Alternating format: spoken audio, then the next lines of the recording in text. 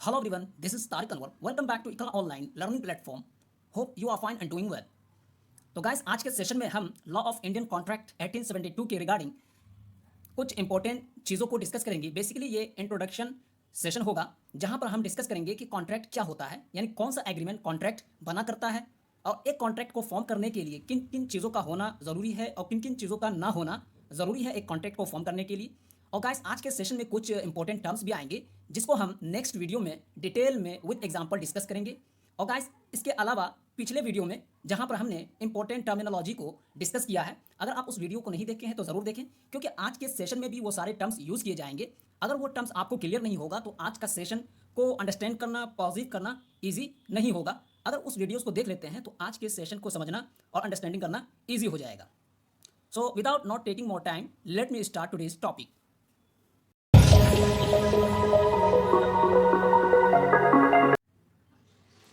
Introduction to law of contract 1872। 1872 के law of contract का ये इंट्रोडक्टिव सेशन है। तो आज हम कॉन्ट्रैक्ट के रिगार्डिंग कुछ इंपॉर्टेंट चीज़ों को डिस्कस करेंगे। All agreements are contract if they are made by the free consent of parties competent to contract for a lawful consideration and with a lawful object and are not hereby expressly declared to be void. तो guys सबसे पहली चीज़ आपको mind में ये रखना है कि section 10 ये बतलाता है कि कौन सा एग्रीमेंट कॉन्ट्रैक्ट हो सकता है। तो सेक्शन 10 में इस बात को मेंशन किया गया है कौन सा एग्रीमेंट कॉन्ट्रैक्ट कहलाएगा। It is very important. तो गाइज नीचे मेंशन किया जा रहा है कि हर वो एग्रीमेंट कॉन्ट्रैक्ट कहलाएगा जब कॉम्पिटेंट पार्टीज के फ्री कंसेंट के द्वारा एग्रीमेंट किया जाए तो उसे हम कॉन्ट्रैक्ट कहेंगे। और इसी के साथ साथ कंसिडरेशन और ऑब्जेक्ट, यानी कि जिस चीज़ के थ्रू और जिस चीज़ का एग्रीमेंट किया जा रहा है वो लॉफुल होना चाहिए, यानी लॉफुल कंसिडरेशन और लॉफुल ऑब्जेक्ट के साथ साथ पार्टीज कॉम्पिटेंट भी हो और पार्टीज का कंसेंट फ्री हो। जब ये सारी चीज़ें मौजूद होंगी तब जाकर एक एग्रीमेंट कॉन्ट्रैक्ट कहलाएगा। और गाइस इसी के साथ साथ वो agreement by law void declare ना किया गया हो तब जाकर एक एग्रीमेंट को कॉन्ट्रैक्ट कह सकते हैं या वो कॉन्ट्रैक्ट इन्फोर्सिएबल बाय लॉ कहलाएगा।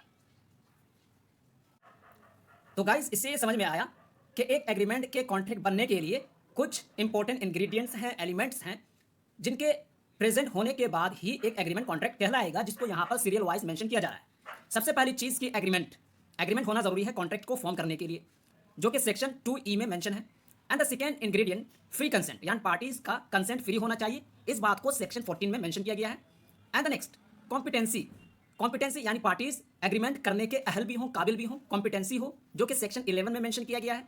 And the next ingredient of a contract lawful consideration, जो कि सेक्शन 2D और सेक्शन 25 में मेंशन किया गया है, यानी कि जिस चीज़ के जरिए हम कॉन्ट्रैक्ट या एग्रीमेंट करते हैं जिसे हम कंसिडरेशन कहते हैं, तो वो कंसिडरेशन क्या होना चाहिए, लॉफुल होना चाहिए। And the next lawful object section 23, और जिस चीज़ का हम एग्रीमेंट या कॉन्ट्रैक्ट कर रहे हैं वो लॉफुल होना चाहिए, इसको सेक्शन 23 में मेंशन किया गया है। And the next ingredient not expressly declared void by law, और वो एग्रीमेंट या contract by law expressly void declare ना किया गया हो। And the next intention to create legal relationship, और गाइस इसी के साथ साथ एक लीगल रिलेशनशिप को क्रिएट करने का इंटेंशन भी हो। महज रिलेशनशिप को हम कॉन्ट्रैक्ट नहीं कह सकते हैं, बल्कि ऐसा रिलेशनशिप हो जो लीगली क्रिएट किया गया हो। तो ये कुछ इंग्रेडिएंट्स थे एक एग्रीमेंट को कॉन्ट्रैक्ट बनाने के लिए। तो इन इंग्रेडिएंट्स में कुछ अफर्मेटिव हैं, कुछ निगेटिव हैं। निगेटिव जैसे कि यहाँ पे कहा गया कि बाय लॉ वो एग्रीमेंट वॉइड डिक्लेयर ना किया गया हो। इसी के साथ साथ फ्री कंसेंट, जो कि सेक्शन 14 में है, इसमें कुछ चीज़ें आती हैं जैसे कि फ्री कंसेंट होना चाहिए पार्टीज का। मतलब यह है कि ऐसा कंसेंट के जहाँ पर अनड्यू इन्फ्लुएंस ना हो, कोहर्जन ना हो, मिसरिप्रेजेंटेशन ना हो, मिस्टेक ना हो, फ्रॉड ना हो, तो उसे हम ऐसे कंसेंट को फ्री कंसेंट कहेंगे। तो दो तरह के इंग्रेडिएंट्स हुए, एक अफर्मेटिव और सेकेंड निगेटिव। अब हम इन इंग्रेडिएंट्स को वन बाय वन डिस्कस करेंगे। So there are certain essential elements that must be present in a contract for it to be valid and enforceable. तो मतलब ये हुआ गाइस कि एक कॉन्ट्रैक्ट यानी एक वैलिड और इन्फोर्सिएबल कॉन्ट्रैक्ट के लिए ज़रूरी है कि जो ऊपर इंग्रेडिएंट्स या एलिमेंट्स को मेंशन किया गया है उसका मौजूद होना ज़रूरी है। So let discuss this elements in detail. First offer. तो गाइस एक एग्रीमेंट या कॉन्ट्रैक्ट को फॉर्म करने के लिए ऑफर ज़रूरी होता है। तो ऑफर क्या होता है? So have a look at this. An offer is a proposal made by one party to another with the intention of entering into a contract. तो ऑफर का मतलब ये हुआ कि एक पार्टी दूसरे पार्टी के साथ एक कॉन्ट्रैक्ट में आने के इंटेंशन से जो पेशकश या प्रस्तावना करता है, प्रपोजल देता है, उसी को हम ऑफर कहते हैं। The offer must be clear, definite and communicated to the other party. तो गाइस ऑफर कैसा होना चाहिए? ऑफर बिल्कुल क्लियर होना चाहिए, बिल्कुल साफ होना चाहिए, डेफिनिट होना चाहिए, और वो ऑफर दूसरे पार्टी को कम्युनिकेट भी किया जाए। इसको एग्जांपल से समझते हैं। एक बंदा है एक्स और एक बंदा है वाई। एक्स वाई को एज अ सॉफ्टवेयर इंजीनियर 50,000 रुपये मंथली सैलरी के इवज हायर करता है। मतलब कि एक्स वाई को ऑफर देता है कि एक्स वाई को हायर करेगा इस शर्त के साथ कि एक्स वाई को 50,000 रुपये मंथली सैलरी देगा एज अ सॉफ्टवेयर इंजीनियर। तो यहाँ पे क्या हुआ? एक्स वाई को ऑफर कर रहा है, प्रपोजल दे रहा है एज अ सॉफ्टवेयर इंजीनियर कि एक्स वाई को 50,000 रुपये मंथली सैलरी देगा सॉफ्टवेयर इंजीनियर के तौर पर।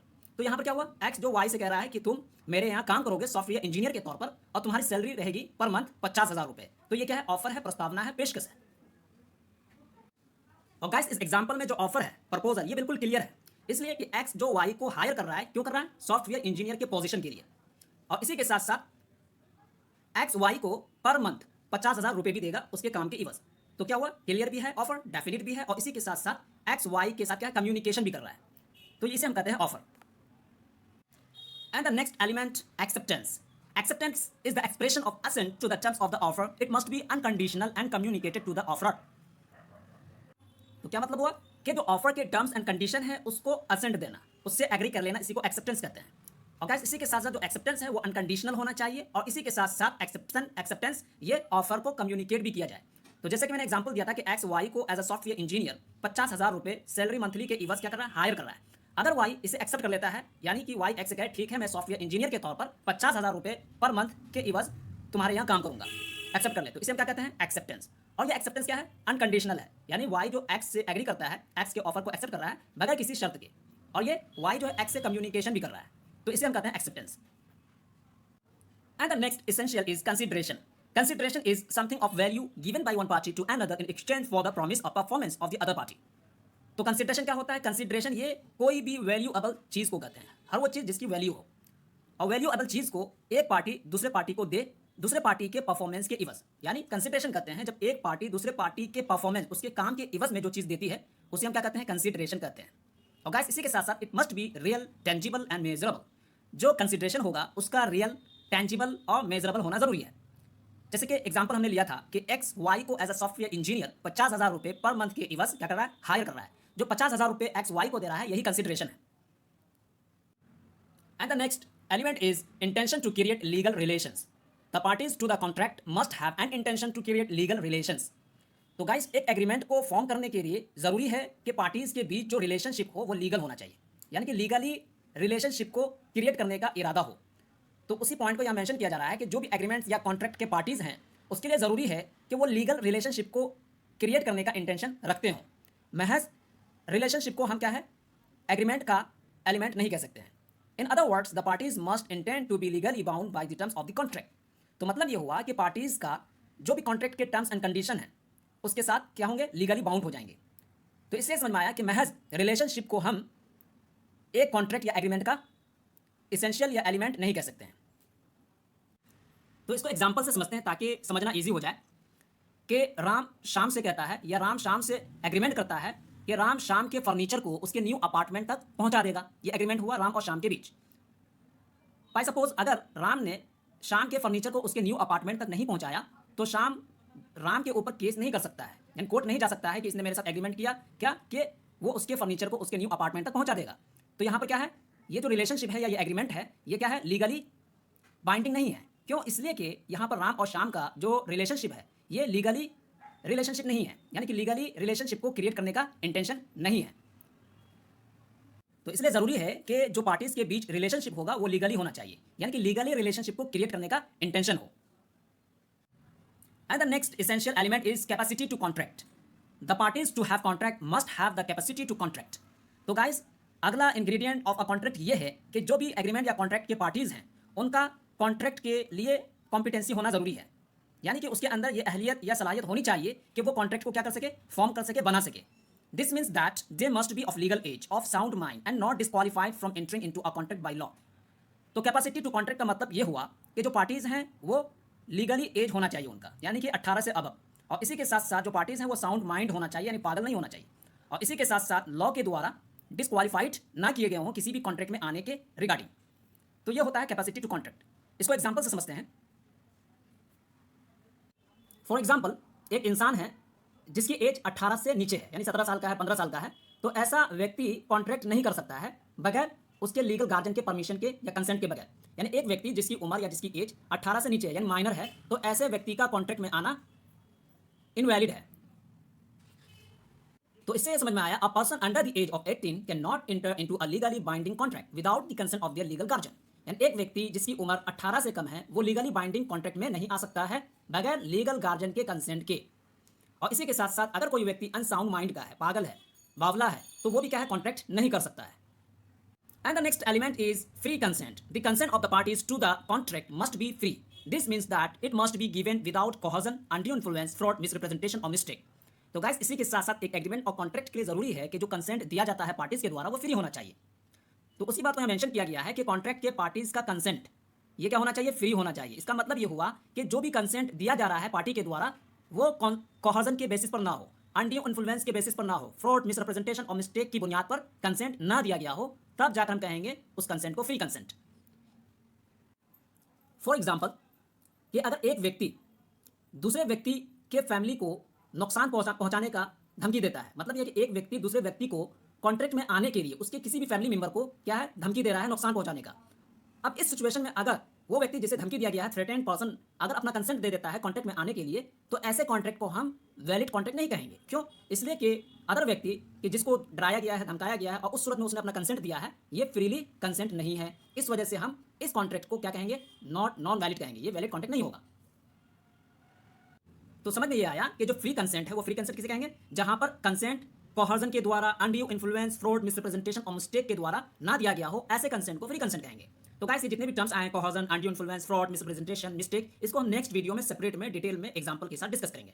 बस इतना समझना है कि फ्री कंसेंट किसे कहते हैं। जैसे कि मैंने एग्जांपल दिया कि एक व्यक्ति दूसरे व्यक्ति को धमकाता है, डराता है कॉन्ट्रैक्ट में आने के लिए, कि अगर दूसरा व्यक्ति कॉन्ट्रैक्ट में नहीं आता है तो फर्स्ट जो व्यक्ति डरा रहा है, धमका रहा है, वो उसके फैमिली मेंबर को क्या कर सकता है, हार्म पहुंचा सकता है। ऐसे सिचुएशन में अगर सेकंड व्यक्ति कॉन्ट्रैक्ट कर लेता है, अपना असेंट दे देता है, तो इसे हम इस कॉन्ट्रैक्ट को वैलिड नहीं कहेंगे, इसलिए कि इस व्यक्ति का जो कंसेंट दिया गया है ये फ्रीली नहीं है, वॉलंटरीली नहीं है। And the next element is lawful object. The object of the contract must be lawful. It mustn't be illegal, immoral or against public policy. और गाइस, जिस चीज का एग्रीमेंट या कॉन्ट्रैक्ट किया जा रहा है, जो ऑब्जेक्ट है, वो ऑब्जेक्ट लॉफुल होना चाहिए, मतलब इलीगल, इमोरल या पब्लिक पॉलिसी के अगेंस्ट नहीं होना चाहिए। तब जाकर हम क्या कहेंगे, उस एग्रीमेंट या कॉन्ट्रैक्ट को वैलिड कहेंगे। For example, if John agrees to sell his car to Mary, but the purpose of the sale is to use the car for illegal street racing. तो गाइस, लॉफुल ऑब्जेक्ट का example ये है कि John वो अपनी car को Mary से cell करने के लिए एग्री करता है, मगर इसी के साथ साथ जॉन जो अपनी गाड़ी को मैरी से सेल कर रहा है, बेच रहा है, तो सेलिंग का पर्पस ये है कि वो उस कार को इलीगल स्ट्रीट पर रेस के लिए क्या है, यूज करे। तो यहाँ पर जो ऑब्जेक्ट है, यानी कार को बेचना ताकि उस कार को इलीगल स्ट्रीट, यानी कि वो स्ट्रीट या वो रोड के जहाँ पर गाड़ियाँ चलाना क्या हो, इलीगल हो, यानी कि रेसिंग करना, रेसिंग करने के लिए क्या है, ये सेलिंग कर रहा है, तो इसमें क्या है, जो ऑब्जेक्ट है वो लॉफुल नहीं है। इस वजह से हम इस एग्रीमेंट या कॉन्ट्रैक्ट को वैलिड नहीं कहेंगे। क्यों? इसलिए कि वैलिड कॉन्ट्रैक्ट या एग्रीमेंट के लिए ऑब्जेक्ट का लॉफुल होना जरूरी है। तो इस एग्जांपल में जॉन का अपनी गाड़ी को, अपनी कार को मेरी से बेचने पर एग्री करना, इस मकसद से कि उस गाड़ी को इलीगल स्ट्रीट पर रेस करने के लिए यूज किया जाए। तो ये एग्जांपल क्या होगा, इस एग्जांपल में जो ऑब्जेक्ट है वो लॉफुल नहीं कहलाएगा। इस वजह से कॉन्ट्रैक्ट या एग्रीमेंट भी वैलिड नहीं होगा।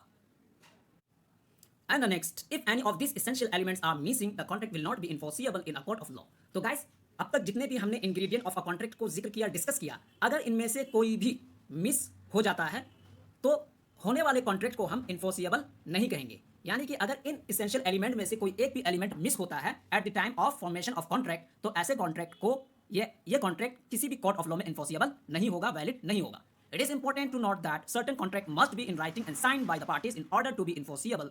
तो गाइस, तो जरूरी है कि किसी भी कॉन्ट्रैक्ट को के लिए कि उसे राइटिंग में, लिखित में किया जाए और इसी के साथ साथ पार्टीज के द्वारा उस पर साइन भी किए जाए ताकि उस कॉन्ट्रैक्ट या एग्रीमेंट को इन्फोर्स किया जा सके। सो फाइनली, किसी भी कॉन्ट्रैक्ट के लिए, यानी कि इंडियन कॉन्ट्रैक्ट एक्ट 1872 में किसी भी कॉन्ट्रैक्ट के लिए ये एलिमेंट जो अभी डिस्कस किए गए हैं, मेंशन किए गए हैं, जरूरी है। और अगर आप किसी भी कॉन्ट्रैक्ट में आते हैं, मेक श्योर कि ये सारे के सारे एलिमेंट्स और इंग्रेडिएंट मौजूद हो, प्रेजेंट हो at the time of the formation of a contract. और इसी के साथ साथ ये कॉन्ट्रैक्ट और एग्रीमेंट लॉ के अकॉर्डिंग होने चाहिए। तो गाइज आज के सेशन को यहीं पर स्टॉप करते हैं। नेक्स्ट वीडियो में जो भी आज टर्म्स आए थे लाइक कोहर्जन, अनड्यू इन्फ्लुएंस, इन तमाम टर्म्स को डिटेल में विद एग्जांपल डिस्कस करेंगे। तब तक के लिए टेक केयर, वीडियो को लाइक शेयर और सब्सक्राइब करें। Thank you very much, bye bye.